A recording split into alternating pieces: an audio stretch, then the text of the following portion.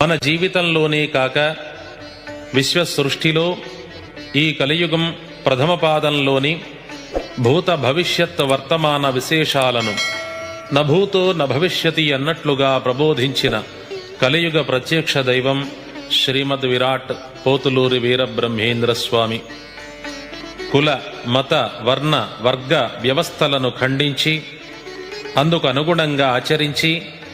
అందరి భక్తి ప్రపత్తులను అందుకున్న మహనీయమూర్తి శ్రీ వీరబ్రహ్మేంద్ర స్వామి. మానవులలో మానవునిగా అవతరించి వీరం భొట్లయ్య, వీరప్పయ్య, వీరబ్రహ్మేంద్ర స్వామి అనే 3 నామధేయములతో ఒకే అవతారముగా సంచరించి భవిష్యత్ కాలజ్ఞానము తెలియజెప్పి అజ్ఞానులను సుజ్ఞానులను చేయుటకై ఆత్మబోధలను ప్రవచించి జీవ సమాధి నిష్ఠా గరిష్ఠుడై